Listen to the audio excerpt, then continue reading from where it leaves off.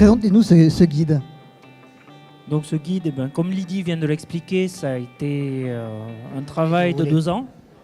Donc, à qui on le doit à une idée de départ de Franck Pilorget, l'ancien président de l'Association nationale des infirmiers de sapeurs-pompiers, qui a eu l'idée de génie de vouloir écrire et rédiger les bonnes pratiques sur l'utilisation de la télémédecine, ce que nous faisons déjà depuis quelque temps, mais de manière très disparate, puisque chaque SDIS, chaque service départemental d'incendie et de secours, gère un petit peu et organise son fonctionnement à sa façon, certains avec plus de moyens que d'autres, ce qui permet, pour l'exemple du Gard, la télétransmission régulière d'électrocardiogramme à destination du médecin régulateur en vue d'une expertise et éventuellement ensuite d'un retour de prescription à destination de l'infirmier.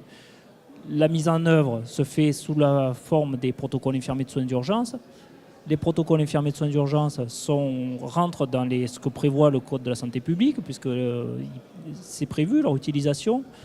Ils sont rédigés par le médecin-chef des sapeurs-pompiers du Gard pour ce qui me concerne, donc placé sous sa responsabilité. C'est lui qui garantit aussi le fait que les utilisateurs, donc ceux qui vont mettre en œuvre, sont correctement formés et compétents pour le faire.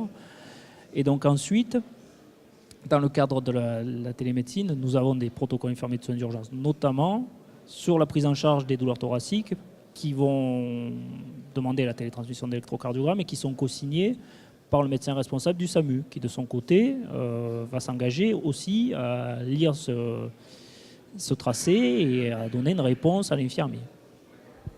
Lydie Canipel, en quoi ce guide est novateur ? Alors ce guide est novateur parce que les guides de bonne pratique, normalement, c'est le rôle de l'HAS. Et là, c'est une initiative hors HAS, mais en appliquant toutes les recommandations de l'HAS, dans toutes les obligations que met l'HAS pour rédiger un guide des bonnes pratiques, faire un état de l'art, etc.